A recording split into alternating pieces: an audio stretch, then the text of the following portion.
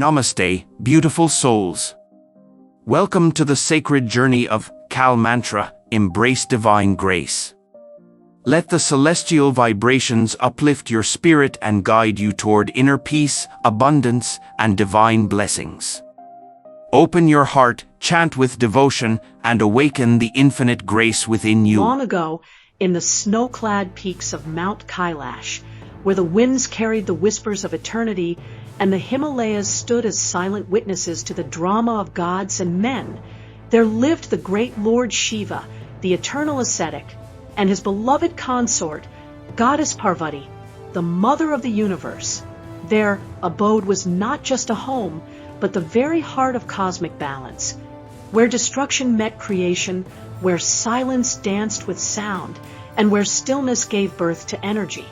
Parvati, the gentle yet fierce goddess, was not only the consort of Shiva, but also the embodiment of Shakti, the primal power that fuels all existence. Though she was divine, she carried within her the tender longings of a mother, the vulnerability of a woman who wished to feel safe, and the fierce determination of a goddess who sought independence. One day, as the sun spread golden rays across the snow-laden mountains, Parvati prepared to take her ritual bath. She longed for privacy and security. For Kailash, though sacred, was a place often visited by sages, devas, and celestial beings who sought Shiva's wisdom. At times, even Shiva himself, unpredictable and free as the wind, would enter unannounced. Parvati wished for a guardian, someone of her own, loyal only to her, someone who would stand at her door and protect her space. And so, from her own body, from the sandalwood paste and turmeric that adorned her skin, she shaped a child. She molded him with her own hands, pouring into him her love, her strength, her very breath. With each stroke, she whispered protection into his form, and when she was done, before her stood a radiant boy, strong and handsome, glowing with the essence of divinity. She looked at him with eyes full of affection and declared, "You are my son, born of my own body, my own energy. You will be my protector, my child, my loyal guardian." The boy bowed before her, his eyes wide with devotion, and accepted her command with all his heart. Parvati smiled, blessed him, and placed a staff in his hand, saying, "Stand at the door, my child. Let no one enter while I bathe. Guard this threshold with all your strength." The boy, filled with purpose and love for his mother, stood firm outside the chamber, unaware that his very existence was about to change the course of destiny. As fate would have it, not long after, Lord Shiva returned from his meditation in the mountains. With his matted locks, ash-smeared body, tiger skin draped around him, and a presence that carried both awe and fear, he walked toward his home.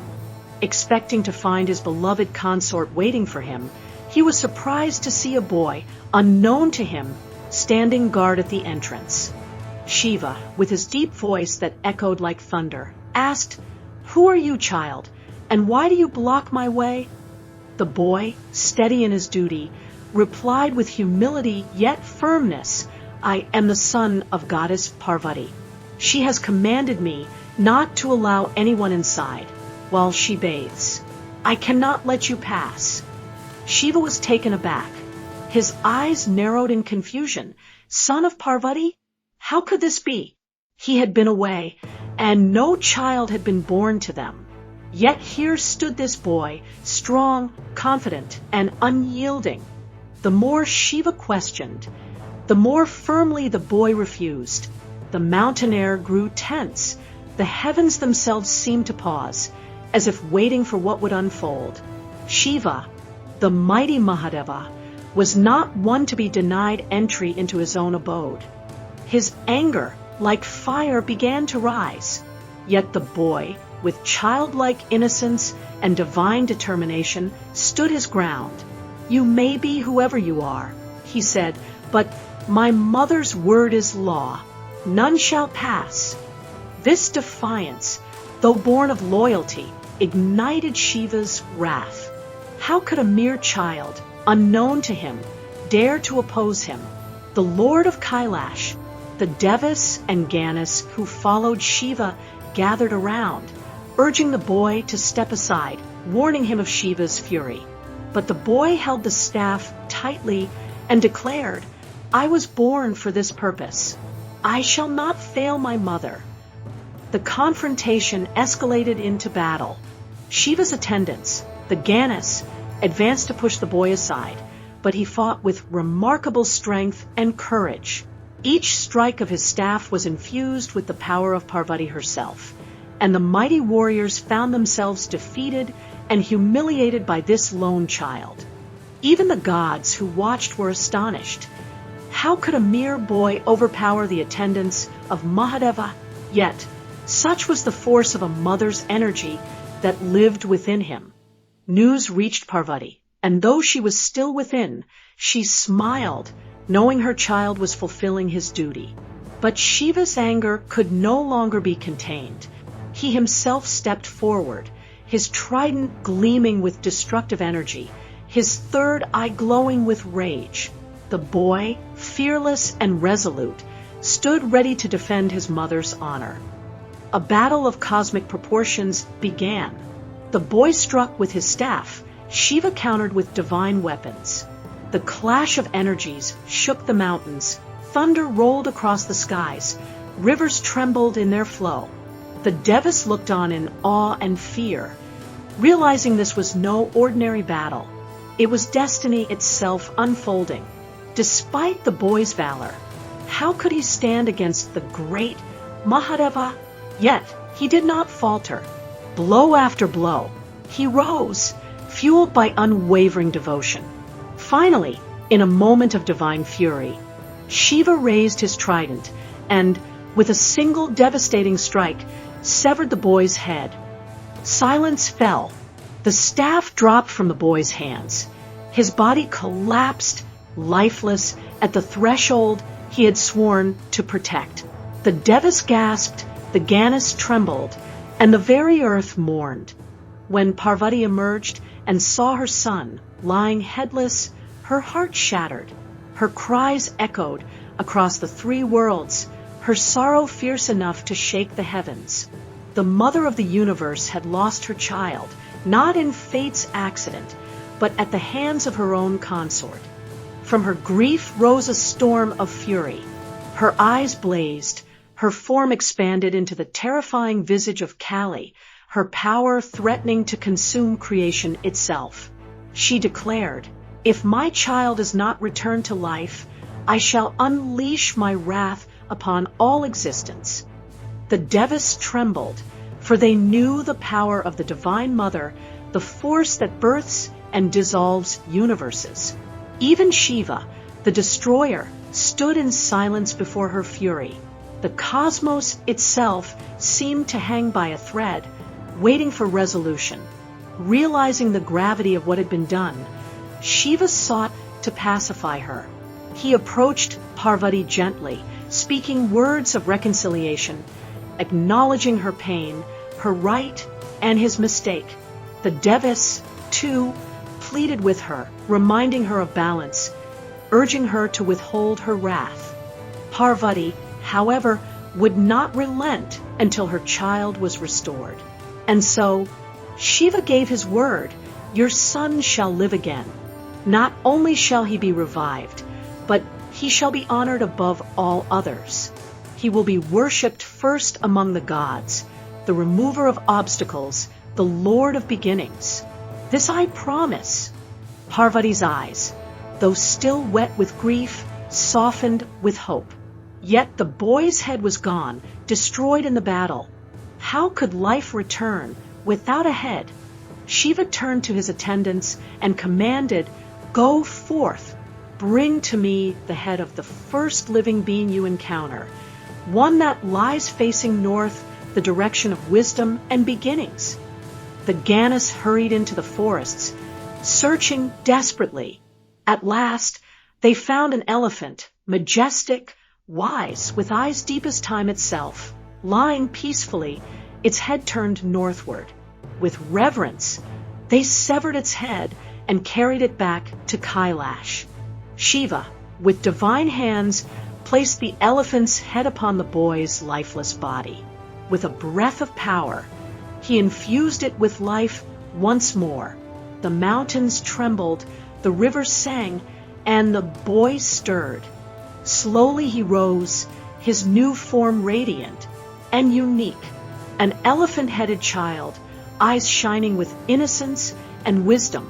Parvati rushed to him, embracing him with tears of joy, her heart once again whole. The devas rejoiced, flowers rained from the heavens, and the universe itself sighed in relief. Shiva declared to all, "This child is Ganesha. He is my son, born of Parvati's strength and my promise. From this day forth, before any new venture, before any worship, his name shall be invoked first. He is Vignaharta, the remover of obstacles, and Vinayaka, the leader of all." And so, Ganesha was born, not from the womb, but from love, loss, sacrifice, and reconciliation. His elephant head became a symbol of wisdom and strength, his childlike form a reminder of innocence and devotion. But the story does not end here, for Ganesha is not merely a character of myth. He is the very embodiment of spiritual truths. Every aspect of his form carries meaning. His large head teaches us to think big and embrace wisdom. His small eyes remind us to focus and concentrate. His broad ears encourage us to listen more. His broken tusk teaches sacrifice and the acceptance of imperfection. His round belly shows us contentment, the ability to digest both the bitter and the sweet of life. In his hands, he carries symbols that guide us. The modak represents the sweetness of spiritual reward. The axe cuts attachments and illusions. The rope draws us closer to truth. His blessing hand assures us of protection and success. Even his tiny mouse, Mashika, as his vehicle, teaches that desires, though small and restless, can be tamed and made to serve the divine. Over time, Ganesha's presence spread beyond Kailash, beyond India, into lands where traders and travelers carried his stories.